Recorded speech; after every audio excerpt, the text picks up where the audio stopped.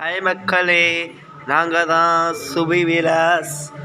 இன்னைக்கு திங்கக்கிழமை, இன்னைக்கு சோமவாரம், இன்னைக்கு சித்திரை மாதம். திங்கக்கிழமை சோமவாரம், இன்னைக்கு உப்புளி அப்பனுக்கு விசேஷம். ரொம்ப திங்கக்கிழமை